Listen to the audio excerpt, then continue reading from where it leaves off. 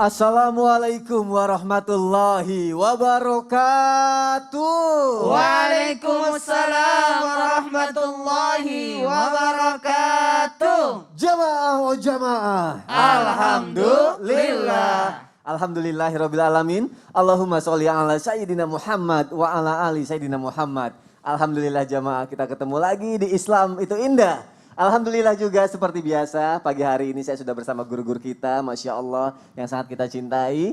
Kita akan mulai belajar pagi hari ini jamaah, karena Islam itu mengatur berbagai segi kehidupan ya jamaah ya, termasuk pembagian warisan atau harta yang ditinggalkan oleh orang tua setelah wafat.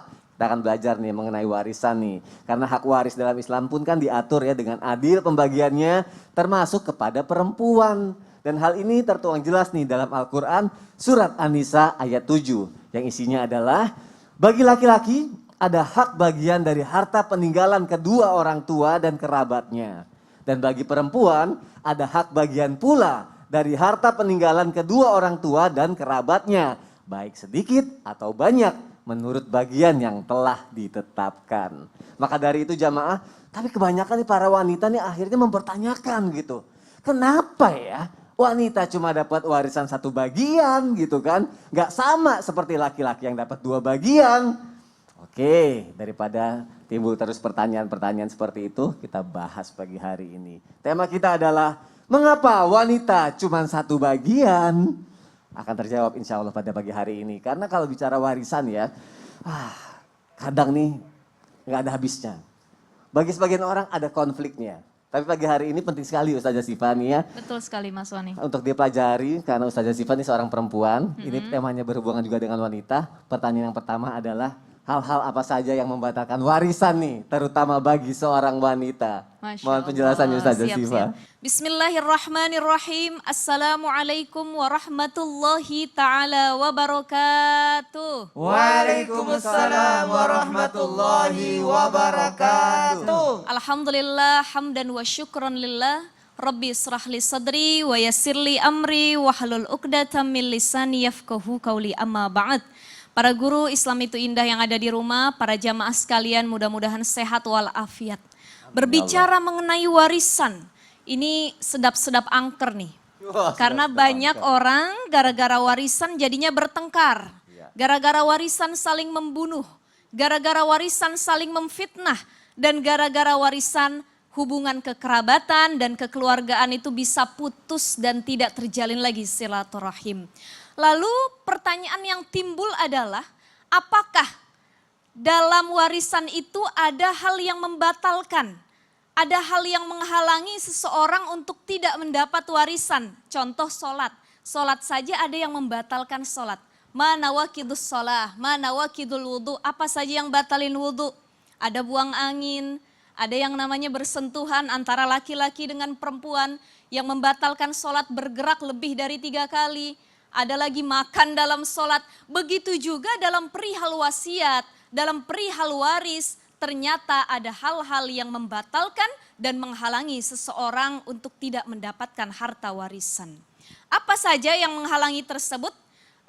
Dr. Mustafa Al-Khan dan Fiqhul Manhaji mengatakan ada 3 hal yang menghalangi tersebut. Wa yamna'u syakhsu minal mirasi wahidatun min ilalis salasin. Ada 3 hal tersebut. Yang pertama adalah roko. Roko itu adalah statusnya budak. Yang kedua apa? Yang kedua adalah dia statusnya membunuh orang lain. Jadi dia pembunuh. Ya, waqatala orang yang membunuh. Dan yang ketiga waqtilafaddin, dia berbeda agama dari orang yang mewarisi. Ya, jadi orang yang mewarisi ini beragama Islam, sedangkan dia yang diwarisin itu non-muslim. Maka tidak bisa mendapat harta warisan dari orang yang mewarisi. Apa yang pertama kita bahas jamaah sekalian Islam itu indah yang dimuliakan Allah Subhanahu wa ta'ala roko. Statusnya budak. Jadi kalau budak dia diwarisin harta maka dia tidak berhak menerima harta tersebut. Karena berbeda antara budak dengan hurun. Hurun itu apa? Orang yang merdeka. Ya.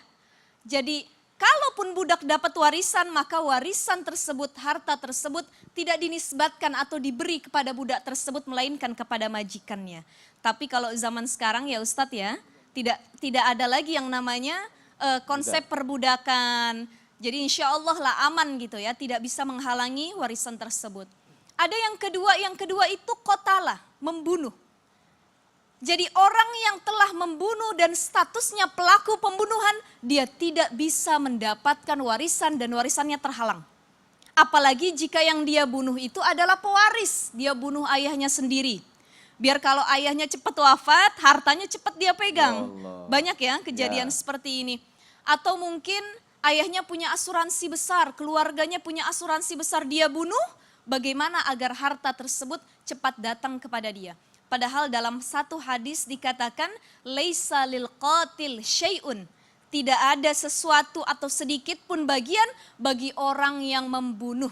Jadi hati-hati kalau kita lagi kesal, tahan amarah kita, jangan sampai kita membunuh orang lain. Man qatalan nasa faqad qatalan nasa jami'an. Siapa orang yang membunuh manusia, faka'annama ahya'an nasa jami'an, seolah-olah dia membunuh manusia yang lainnya ya. Faka'annama qatalan nasa jami'an wa ma ahya'an nas faka'annama ahya'an nas jami'an.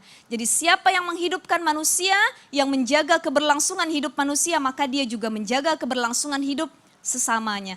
Dan yang terakhir adalah perbedaan agama. Jadi hati-hati orang yang murtad keluar dari Islam, berbeda agama dengan orang tua atau pewaris, maka tidak halal dan menjadi penghalang bagi harta warisan yang akan dia dapatkan. Wallahu a'lam bishawab. Sama-sama Mas Soni.